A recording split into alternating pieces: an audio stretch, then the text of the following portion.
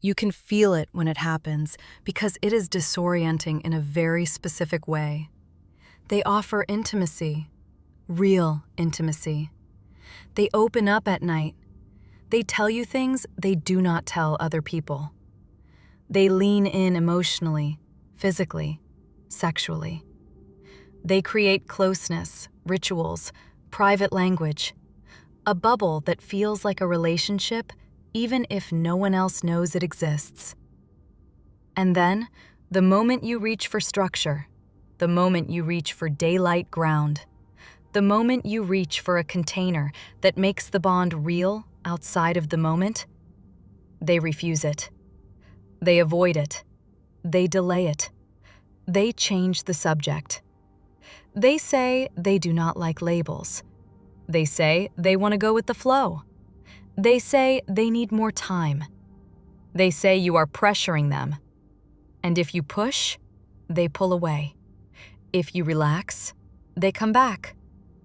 So you start living inside a loop where intimacy is always available, but the ground is never stable.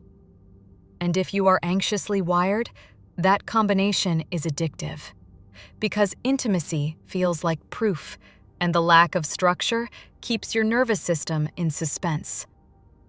Today, we are breaking down exactly what this pattern is, why it happens in avoidant attachment, and how to respond in a way that protects your nervous system without turning you into someone who begs for basics. We are going to do this as a control loop analysis, meaning we will map the stages of the loop, what the avoidant nervous system gets from each stage, what the anxious nervous system does in response, and where the loop either breaks into a secure container or locks you into a situationship that drains you. Here is the core truth you need to hold while we go through it. Intimacy without structure is not a relationship. It is access. And access can feel like love when you are starving for safety. Now, pause here for a second and let this land, because this is the first clarity hit that changes everything. If they can be close with you, but cannot build a container with you, your body will keep trying to build security out of moments, and moments are not built to hold you. If this helped your system settle, hit the subscribe button. PsychBond is daily psychology, and we decode avoidant and anxious patterns so you stop guessing. Now, let's define the two terms so you stop getting trapped by language. Intimacy is emotional closeness, vulnerability, affection, sex, tenderness, the feeling of being known, the feeling of being chosen in the moment. Structure is the container that makes intimacy sustainable.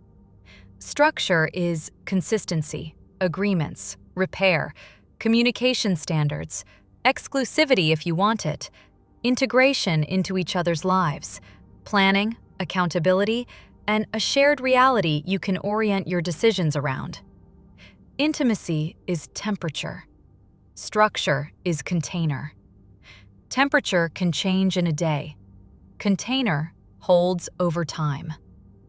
Avoidant attachment can offer temperature while resisting container, because temperature does not require them to risk the parts of bonding that trigger threat. Container does.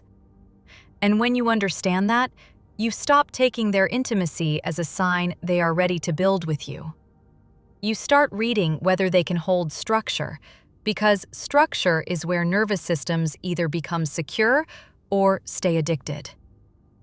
Here is the part most people miss. Avoidant attachment is not only avoiding you, it is avoiding a specific internal state. Structure forces a sustained internal state. It forces them to remain emotionally located instead of visiting the bond only when it feels safe. When there is no container, they can dip in and out of connection based on what their body can tolerate. They can be close when they feel powerful, calm, competent, lonely, or in need of comfort. They can disappear when they feel exposed, evaluated, required, or afraid of failing the role that closeness implies. That is not random. It is state management. And the reason intimacy feels so convincing is because they are not necessarily faking it. In the intimacy moments, they are often sincerely there. They feel it. They mean it. They want you. But wanting you in the moment and holding you over time are two different nervous system skills. Structure is the bridge between those two skills. Structure is the part that requires regulation when novelty is gone, when the week is stressful, when you are not in the mood, when they disappoint you, when you have needs, when they feel inadequate, when repair is required. Intimacy can happen when the system is flooded with dopamine and warmth. Structure has to hold when dopamine drops and ordinary reality arrives. That is why you can get late-night closeness and daylight avoidance. Late night is temperature. Daylight is container. And when the container is missing, your mind keeps using temperature as evidence, even though the missing container is the actual truth. Now, let's map the control loop stage by stage so you can see the mechanics instead of personalizing the symptoms. Stage 1 is magnetic intimacy. In the beginning, or in any reunion phase, avoidant attachment can be deeply intimate. This surprises people because they expect avoidance to be cold. But avoidant attachment is not a lack of feeling. It is a strategy around feeling. Early intimacy is often safe for them because it has novelty without consequence. There is chemistry without obligation. There is closeness without expectation. There is a private world without daylight structure. They can be present in the moment and still tell themselves they are not locked in. This is why you can get the most vulnerable version of them late at night, during travel, during a crisis, during a lonely week, or after distance. Their system is reaching for warmth, but it still wants an exit. Stage 2 is silent agreement building. This is where the anxious system starts creating a relationship in their mind based on consistency of intimacy. You start assuming the bond means something because it feels like something. They text every day for a while. They call you when they are stressed. They rely on you emotionally. They share their inner world. They talk about future things in a loose way, not plans, but vibes. Someday we should go there. We should do that. I could see myself. And the anxious system hears progression. The avoidant system often experiences emotional comfort. Both are real, but they are not the same. This is where the seeds of the loop are planted, because the anxious system starts needing structure to match the intimacy, and the avoidant system starts needing distance to manage the intensity of being emotionally known. Stage 3 is the structure reach. This is the moment you ask for clarity, or you ask for consistency, or you ask for a real plan. What are we? Are we exclusive? Where is this going? Can you tell me what you want? Can we talk about expectations? Can we talk about communication? Notice these are not dramatic questions. These are adult questions. But to an avoidant nervous system, they can land as a demand. Not because you are demanding, but because structure removes ambiguity, and ambiguity is their emotional shelter. Structure creates consequence. Structure creates accountability. Structure forces them to locate themselves inside the bond in a way they cannot wiggle out of later. There is a mini-stage hidden right here that makes it feel like you are always almost there. It is what I call the micro-promise. This is when they give you just enough language to keep you invested without giving you a real agreement. They say things like, "I'm not seeing anyone else, but I do not want labels. I really like you, but I am not ready for a relationship. I want this to be real, but I need to move slowly." "You are different, but I have been hurt before." These sentences are not meaningless. They are often emotionally true for them. But emotionally true language without structural follow-through is not security. It is a stall. And the anxious system treats the micro-promise like a contract. It starts living in future tense. It starts imagining the version of the relationship that will exist once the avoidant person feels safe. So you tolerate the present instability because you are investing in future stability. That is where time disappears. The loop does not keep you trapped only because someone is cruel. It keeps you trapped because the micro-promise gives your nervous system intermittent hope. It tells you, keep going. You are close. And the problem is not that you hope. The problem is that hope is being used as a substitute for proof. Stage 4 is threat response and reframing. The avoidance system feels activation. It can show up as irritation, numbness, shutdown, defensiveness, or sudden busyness. Their mind then looks for a story that makes the activation make sense. And the most common story is that you are pressuring them, moving too fast, overthinking, making it heavy, trying to control them. This reframing is not always malicious. Sometimes it is reflex. If they grew up in environments where needs were criticized or dependence was punished, then a structure conversation does not feel like love. It feels like a performance review. It feels like a bill. It feels like you are about to ask for something they cannot deliver. So they pull away to regulate, and in pulling away, they protect their identity, because the deeper fear is not only being trapped, the deeper fear is being exposed as someone who cannot do it right. Stage 5 is the anxious compensation. This is where the loop becomes sticky. The anxious system reacts to withdrawal as danger, so it tries to repair the connection quickly. You soften your needs. You apologize for asking. You say it is fine. You say you do not need labels. You say you just want to enjoy it. You become more accommodating, more patient, more impressive. You try to make it easier for them to choose you. This is the most important moment psychologically because you are teaching the system a rule. You are teaching that intimacy is available when you do not ask for structure. And you are teaching that structure costs you intimacy. This is how your nervous system gets trained to accept less. You start living on temperature because every time you reach for container, the temperature drops. Stage 6 is relief and return. After distance restores their internal space, the avoidance system can return. They can be affectionate again. They can be intimate again. They can even be more intense than before. This is the part that confuses you because you think, see, they do care. And they might. But care is not structure. Warmth is not commitment.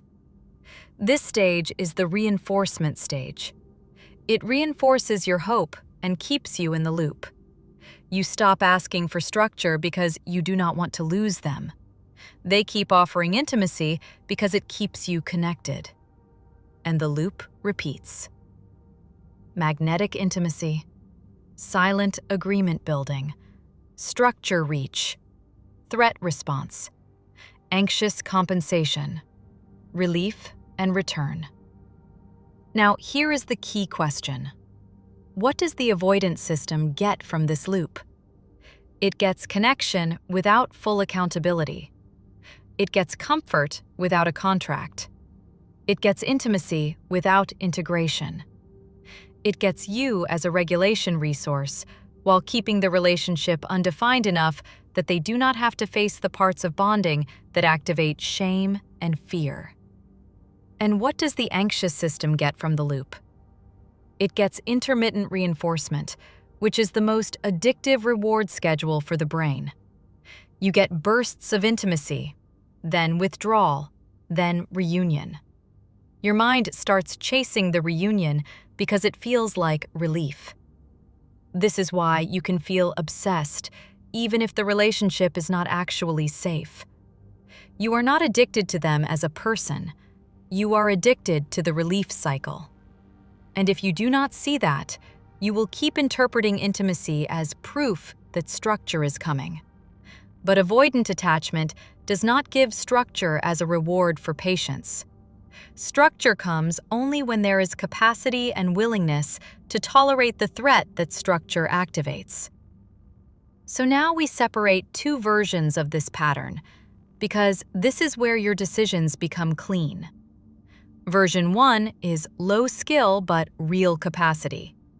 Version 2 is a power pattern where ambiguity is used to control distance while maintaining access. The behaviors can look similar on the surface, but the response to structure reveals the truth. In low skill but real capacity, when you ask for structure, they may get uncomfortable, but they do not punish you. They do not mock you. They do not disappear. They do not make you feel ashamed for having needs. They can have the conversation even if they stumble. They can say, "I want you, but I get overwhelmed." They can validate your need. They can offer a timeline, a check-in, or an incremental commitment. They can increase consistency even if they cannot label it immediately. They can repair after getting triggered. They can move slowly but forward. That is capacity. In the power pattern version, structure is met with manipulation even if it is subtle. They make you feel guilty for asking. They call it pressure. They withdraw affection. They disappear. They come back only when they want comfort. They refuse timelines. They refuse clarity. They keep you in a loop that benefits them. That is not only avoidance, that is control through ambiguity. Here is a simple diagnostic that will save you months. Watch what happens immediately after you ask for structure. Not what they say in the conversation, what the next 7 days look like. Capacity shows up as increased effort, not perfect words. If they have capacity, you will see one or more markers. They initiate contact without you prompting it. They follow through on what they said they would do. They are slightly more consistent, not less. They do not punish you with silence. They do not become colder to train you to stop asking. They might still be uncomfortable, but they remain respectful. And they circle back. They say, "Thought about what you said." They say, "I get why you need this." They offer a next step. No capacity looks like this. They become vague. They become busy. They stop replying as warmly. They withhold affection. They disappear and then return like nothing happened. They treat your question as an inconvenience. They frame you as the problem. They make you feel like you have to earn the right to ask again. This diagnostic is powerful because it does not require mind reading. You are not interpreting their childhood. You are not debating labels. You are watching whether your needs are punished or held. In secure love, needs are held. In control loops, needs are punished. Now let's get more specific about why structure is the sticking point. Structure requires 4 things that avoidant attachment often struggles with. First, structure requires emotional accountability, not just feelings, but owning impact, consistency, repair. Second, structure requires tolerating evaluation. Once there is a container, behavior has meaning. Late replies are no longer just late replies. They are part of an agreement. Pulling away is no longer just needing space. It affects the bond. Third, structure requires future orientation. It requires thinking about the relationship as something you are building, not something you visit. Fourth, structure requires integration. It requires letting you into real life, not just private moments. Many avoidant people can do private moments because private moments feel controllable. Daylight integration feels messy. It involves other people, routines, expectations, and exposure. Exposure is where threat spikes. So they keep you in a zone that is intimate but separate, close but not integrated, warm but not defined. Now we apply the PsychBond filters so you stop confusing chemistry with safety. Filter 1 is container versus temperature. Ask yourself, do you have temperature without container? Do you have intimacy without agreements? Do you have closeness without consistency? Do you have passion without repair? If yes, you are in a regulation loop, not a secure bond. Filter 2 is the shrink filter. Did you become smaller to keep access? Did you stop asking for clarity? Did you start editing your needs? Did you start pretending you were fine with vagueness? If yes, the relationship is teaching your nervous system to self-abandon. That is not love. That is conditioning. Filter 3 is proof versus hope. Hope says their intimacy means they will commit later. Proof says, do they move toward structure over time? Do they become safer over time? Do they repair? Do they tolerate clarity? Do they integrate you? Do they show consistency even when they are stressed? Proof is behavior over time, not intimacy in moments. Now let's talk about the most painful myth that keeps people trapped. Many people think structure will kill intimacy. Avoidant people often believe this too. They think structure equals pressure, and pressure kills desire. But in secure bonds, structure does not kill intimacy. Structure protects intimacy. Structure creates safety, and safety creates sustainable closeness. The reason structure feels like it kills intimacy in this loop is because the intimacy is being used as an escape from structure. It is being used as a private refuge, not as a foundation. So when you introduce structure, you are not killing love. You are removing the hiding place. Let me make this even clearer with the container versus temperature lens. Temperature is what you feel when they are present. The softness, the chemistry, the affection, the private vulnerability. Container is what remains when they are not. Reliability, agreements, and repair. When someone offers temperature but refuses container, you are being asked to bond to moments instead of to a stable reality. That is why you replay texts, nights, trips, and the way they held you. Your brain is clinging to temperature because it has nothing else to hold. But that is also why you feel anxious in between, because your body knows the container is missing. A nervous system cannot relax long-term inside moments. It relaxes inside patterns. So if the pattern is closeness, then distance, warmth, then withdrawal, intimacy, then avoidance, your body becomes hypervigilant even if your mind keeps saying, but they care. Caring is not the issue. Container is the issue. And the moment you accept temperature as proof, you become vulnerable to being kept in a loop indefinitely. Now, before we talk about what to do, I want to address the fear that rises in your chest when you think about holding structure. The fear is that if you ask for what you need, you will lose them. And that fear is not irrational. In this dynamic, you might lose them. But losing them is not the tragedy your nervous system thinks it is. The tragedy is losing yourself slowly to stay connected to someone who cannot hold you. That is what the shrink filter warns you about. The moment you start bargaining with reality, you start trading dignity for proximity. You start treating your needs like a problem to manage. You start making yourself easier to keep. And what you are actually teaching your body is that love requires self-abandonment. That is not a lesson you want your nervous system to learn. So the goal is not to force a commitment conversation. The goal is to stop participating in a structureless bond that keeps you dysregulated. If they rise to structure, you win. If they do not, you still win because you exit the loop. One last clarification that will keep you calm.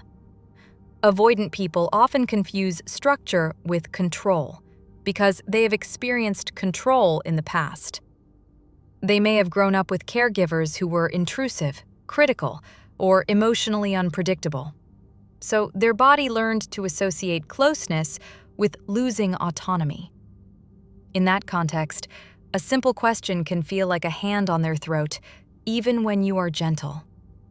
This is why you should never measure your worth by whether they can tolerate normal relationship structure. Their tolerance is about their nervous system history, not your lovability. But here is the second truth that matters just as much. Your empathy for their history cannot become permission for your instability. Compassion does not require self-sacrifice. You can understand why they struggle and still choose a relationship that gives you ground. The most secure move is not demanding, it is selecting. You select what you participate in based on what it does to your nervous system over time. That is not cold. That is maturity. Now, what do you do if you are in this loop? You stop negotiating for structure by paying with your nervous system. You stop proving. You stop auditioning. You stop begging. You use structure as a diagnostic boundary, not a threat. A boundary is calm. It is clear. It is not dramatic. It sounds like this. I enjoy being close to you. I also need a relationship container to feel safe. That means clarity, consistency, and repair. If you are not able to build that with me, I will step back. Notice what that does. It removes the chase. It removes the debate. It forces reality. The avoidant person now has a choice. If they have capacity, they will feel discomfort, but they will move toward you. If they do not, they will keep offering intimacy without structure, and you will finally see that the intimacy was access, not building. Here is the trap you must avoid. Do not accept intimacy as a replacement for structure, because the moment you accept it, you teach the loop that structure is optional. Then, you will spend months or years trying to convert intimacy into commitment, and you will call it love, but your body will call it anxiety. Remember this. If the relationship calms them but dysregulates you, you are not building security. You are building regulation. Intimacy without structure is one of the cleanest ways a relationship becomes a regulation machine. They regulate by keeping it undefined. You regulate by chasing definition. The relationship becomes the place you both go to manage internal states, not the place you build a stable bond. So let's end with the clean takeaway that you can carry into every situation like this. Intimacy is not the goal. A secure container is the goal. Intimacy is abundant in secure containers because there is safety for it to live in. If someone offers you intimacy but refuses structure, you are being asked to live in temperature without ground. That is why you feel obsessed, confused, and destabilized. Your nervous system is trying to build a home in a place that will not become a home. So you stop asking, how do I get them to commit? And you start asking, do they have the capacity to build structure? Because that question returns you to power. It returns you to reality. It returns you to proof. And when you live in proof, you stop guessing. Welcome to PsychBond. You're safe here.